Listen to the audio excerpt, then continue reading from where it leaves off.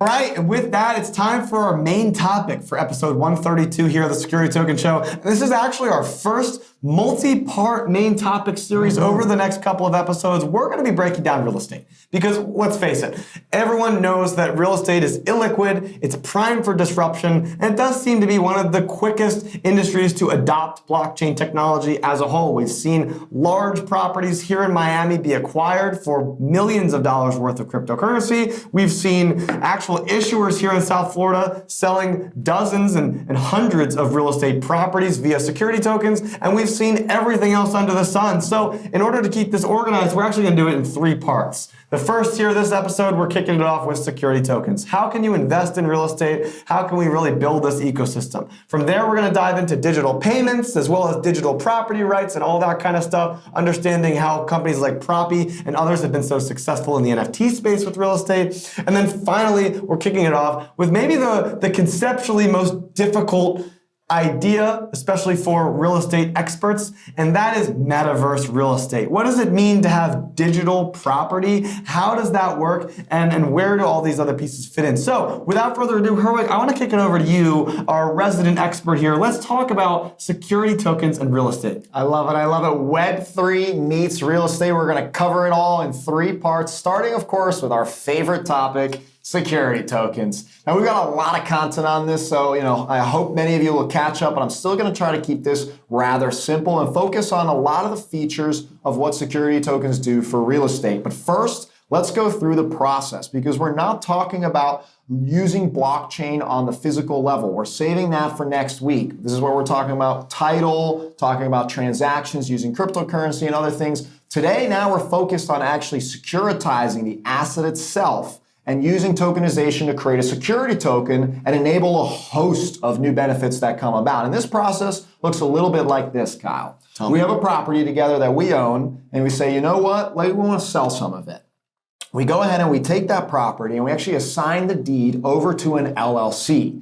This LLC is commonly referred to as a special purpose vehicle, but is essentially a business entity with the sole purpose of managing our property. It's like a shell company. Exactly. Okay. Now our shell, we're going to take that and we're going to take its shares, and what are we going to do? We're going to tokenize them, of course. And with that, we now have our security tokens that we can enable potentially through a host of different private exemptions, access to investors all across the globe to our property with instead not having co-ownership on the deed, but co-ownership in the company. Right. And thus we have securitization and tokenization, and we have real estate security tokens. So really you're buying a business interest that owns the real estate property outright 100%. Correct. You nailed it. And actually, that does a lot of different things. The first and foremost of which I don't think most people consider is the fact that the property itself is likely to never suffer from property sales tax ever again. Why? Because whenever you and I, let's say you weren't a part of this and now you want to buy some of my tokens that I said, look, I got a really nice house. It's really worth a lot.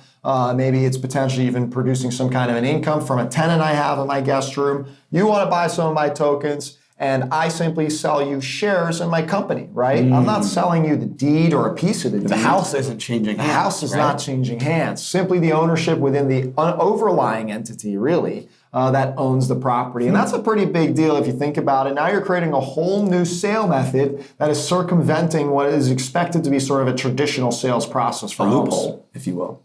Now, moving on, we've of course got the fact that you have with this entity an accountability layer. So actually, when you're investing into the idea that, hey, I'm just going to go tokenize my home for willy-nilly purposes, you might be worried about who that homeowner is, how they're taking care of it, what accountability do they have? Well, in this case, when it's owned by an entity via a security token, we're actually talking about real fiduciary duty. We've got someone that is somewhere in place managing this entity. They probably are getting a small piece of the management fees or their gains for providing this value. And they're making sure that that underlying asset is taken care of, that the governance for investors is managed, and the compliance is all there. It's a pretty big deal when you're making an investment, especially from your computer from maybe across the entire planet. And it allows a historical record over a long period of time. When we're talking 30, 40, 50 years, you can see a full track record of not only the individual asset, the property of who's owned it, how it's been taken care of, but you can also do credit checks more efficiently as well, because now you can see exactly which real estate owners were taking care of their properties and how they performed over time. So you can get a better understanding of who you're engaging with in business, as well as how that property or how those assets are moving and how they're feeling. When you're investing, look for that accountability layer. It can help you out a lot.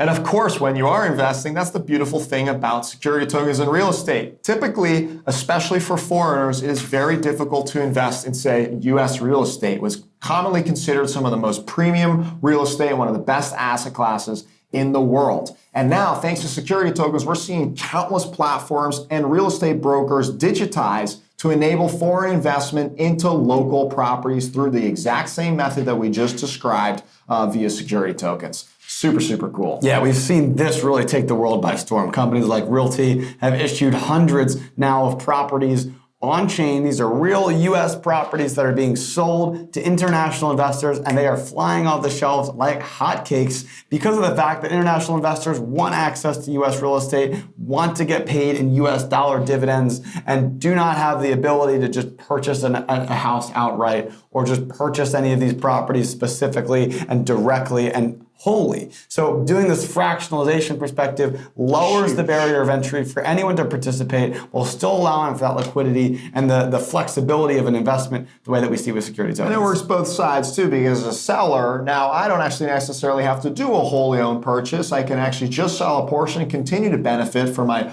early investment, if you will, or I can even contain control and still, again, benefit from that fractionalization.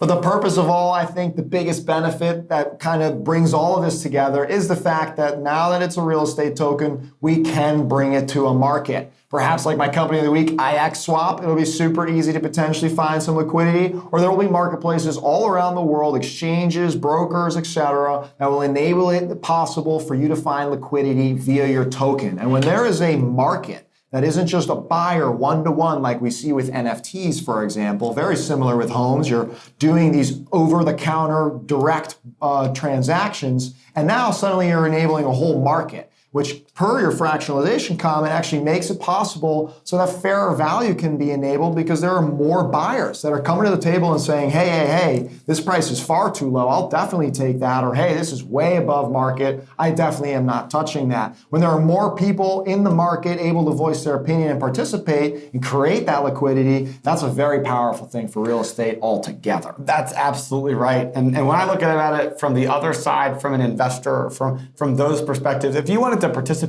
in buying or investing in US real estate, I mean, right now, the normal investment strategies just aren't that viable, realistically, right? We mentioned the fact that if you wanted to actually own the property outright, you'd need to purchase the entire property, which means putting up a certain amount of collateral, getting a mortgage or getting a loan and acquiring the property, or buying it all in cash if you're able to do so. But again, for most people, not practical. Not only is it not practical because you don't want to put up a couple $100,000, but in a lot of cases for commercial properties, these are millions or tens of millions of dollars in order to acquire these properties to get that stable rate you might be looking for. So that's just not practical for most people. And then you've got REITs, right? These examples of funds that buy big pieces of portfolios or buy big pieces of real estate for their portfolio, and then they fractionalize it in a similar way that we're talking about here. But again, these are portfolios of baskets of assets you don't have any control over. Not only are there very limited access to public REITs that are actually there available, there's some malls, there's some commercial, examples, but there's not a ton of opportunity here. You certainly can't pick individual properties like we're seeing in the security token space, but then also private REITs are notoriously illiquid. Not only are they not super transparent, but a lot of them die, a lot of them overpromise returns, and they just tend to not be the most successful investment vehicles. And those are really your only options to get exposure into real estate and that sector here with the current vehicles that are afforded. Digitally via your computer, that's a whole game changer. In fact, you mentioned commercial real estate and REITs and all that. They will absolutely get tokenized, and they even benefit from a bunch of their governance and inefficiencies. When you invest in, say, a REIT and you get a dividend, this has to be a manual process that someone on their team is taking care of to make sure, okay, Kyle owns X amount and Nick owns Y amount and I own Z amount, and now they're manually going ahead and sending me the however we receive our dividend. Now, in this case, we can actually programmatically send dividends, and as the tokens change hands regularly, we can still programmatically, instantaneously, automatically send that dividend out to everybody at the click of a button by just one person. That's a much, much better way to distribute dividends, and actually a much more cost-effective way too. 100%. There's just so many benefits. I think there's only one left for us to talk about, Kyle. Jump on it. That is collateralization. Ooh. So now that we've taken the whole ecosystem and we've got our properties all tokenized as security tokens, we've got them liquid, we've got them receiving dividends, we've got them going around, we've got transparency and accountability. This makes it super easy for lenders to jump in and say, hey, Kyle, I'll take your tokens and give you a loan against those. And if you go ahead and default, I'll take those tokens and sell them. And this can be done now on a fractional, smaller level, as well as to a much larger level. So taking advantage and collateralizing real estate is very common practice, but not available to everybody and very difficult and typically only left to the banking services. And now it's much, much easier for lenders to go ahead and create a more fair market, which means better terms for everybody and better access to capital. So overall, we're talking about hundreds of trillions of dollars, folks, of real estate. That's why we started with this as our first topic, because we believe security tokens will have the biggest impact as Web3 meets real estate. And I want to stress that this is all happening now. We have hundreds of real estate tokens trading right now on secondary markets. We've got millions and millions of dollars worth of assets that are in the primary fundraisers right now. You can read all about that in our report that we just put out. But then also the collateralization piece. This is not future thinking.